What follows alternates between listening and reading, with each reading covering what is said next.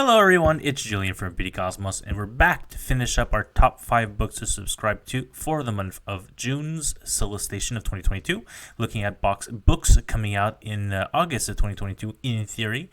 I will say specifically mention in theory, as there have been so many comic book delays, I wouldn't be surprised if any of these books I mentioned are actually going to come out in anywhere between September and November.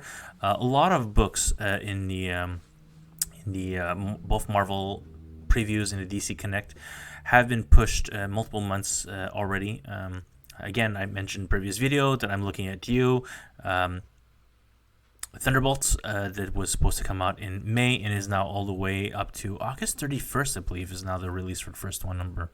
And that was supposed to come out right after Devil's Reign Omega.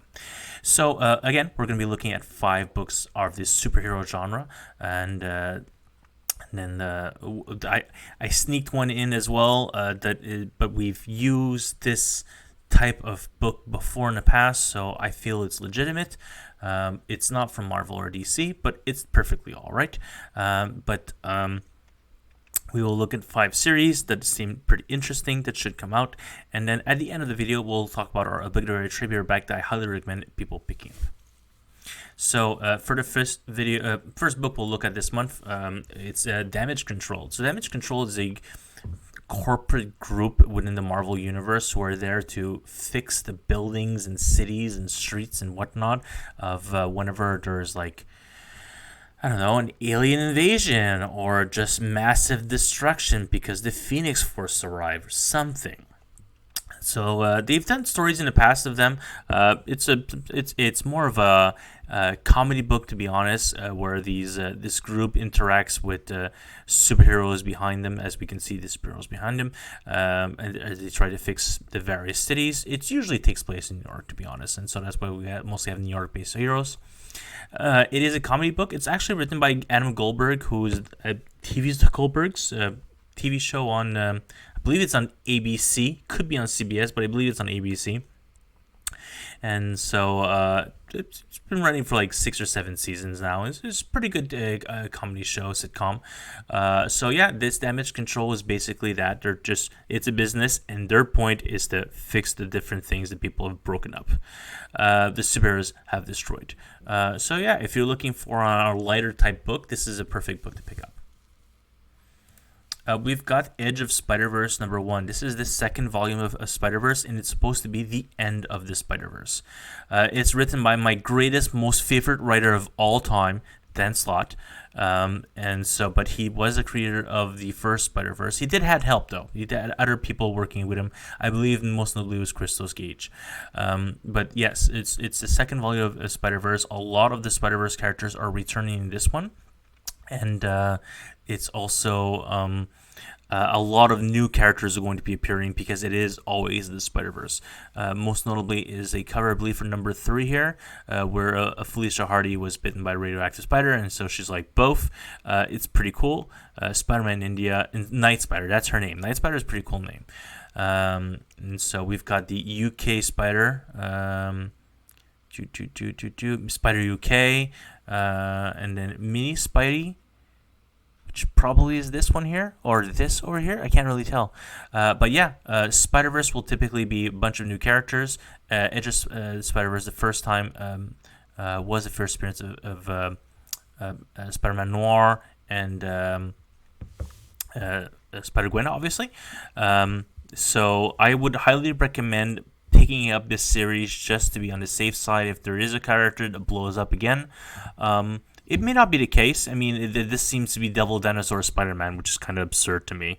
But if you are a Spider-Man fan, this is definitely a book to pick up.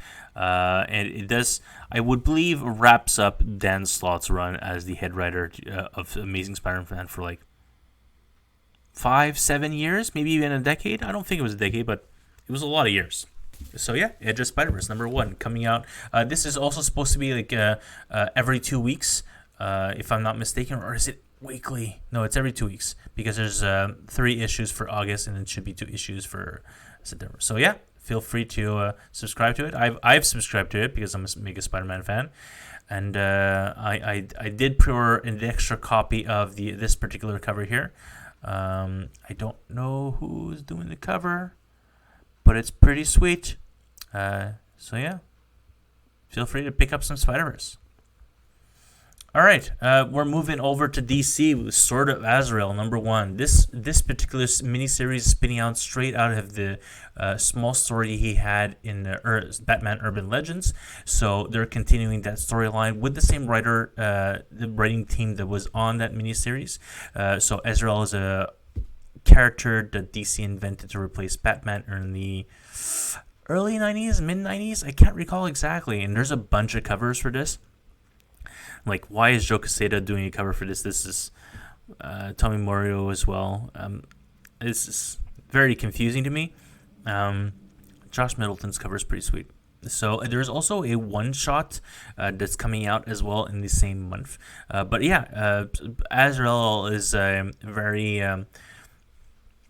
you could take a more Punisher type extreme element to Batman because he does kill characters, and he's got his flaming sword. It's pretty cool.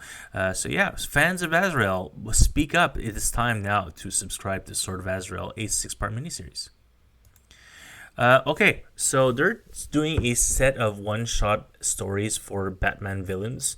So we see here, it's in the description, it says Riddler, Two-Face, Penguin, Mr. Freeze, Catwoman, Bane, Clayface, and Ra's al Ghul. So they're all going to be getting a 64-page read. I don't know if Tom King's writing all of them, but he is doing at least the first one for the Riddler. And now we're going to see, it is a one-shot for the Riddler itself, so a fan of the Riddler picked this up. But it's the whole point is to see what are the true motivations for the Riddler. What exactly is he trying to aim for? So One Bad Day, The Riddler from Tom King, Mitch Gerard. It is a one-shot worth picking up, and probably a series of one-shots you should be subscribing to. It does seem like you could subscribe to the series even though they are specifically one-shot books.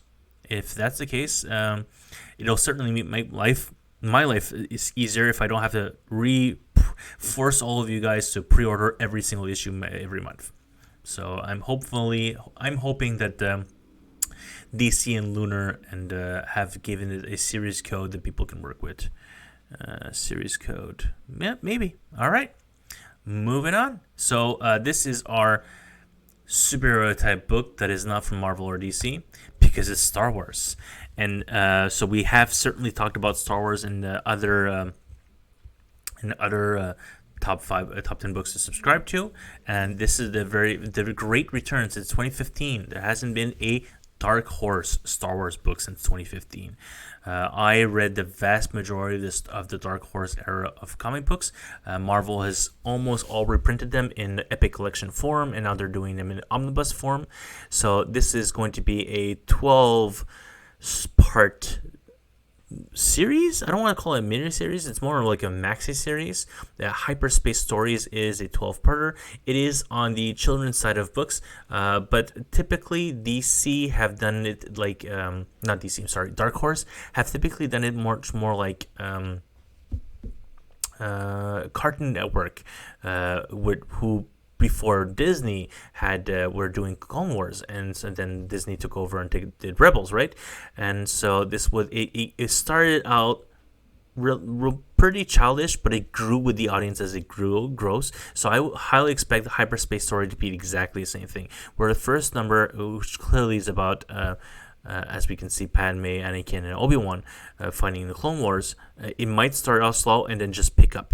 I don't believe it's going to be an anthological stories like the Adventures line were from IDW. And speaking of the Adventures line, they are also coming back from Dark Horse. So they'll be doing High Republic Adventures Volume 2 for not Phase 2 for once Phase 2 starts up in October. So Hyperspace Stories from Dark Horse. I'm super excited having returned of Dark Horse doing comic books for Star Wars. Let's subscribe to the series. I definitely want to be reading more Dark Horse comic books, even Dark Horse Star Wars comics books specifically. Even though Marvel has been doing it, I really enjoyed the Dark Horse side of things. So if all you other Star Wars fans, feel free to subscribe now. And then for obligatory trivia bag this month, we're talking about one of the most important X-Men books of the early 2000s. It is House of M. We keep this. I try to keep this in stock in trade paperback form on the regular, but they're now doing an omnibus, which will take all the House of M miniseries that they had at the time.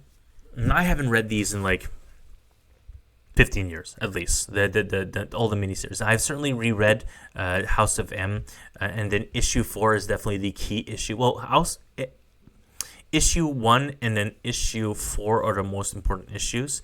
I don't know if Avengers Disassembled which is the prequel to House of M. Does it mention? Do we have an Avengers book in here? Thunderbolts, Iron Man, Black Panther, and Cunning X-Men. Cable, Deadpool 17. All right. Exiles. Oh, I remember Exiles. Yeah, that was kind of important. Decimation House of M. Huh. It doesn't like we have the prequel books. Avengers Disassembled.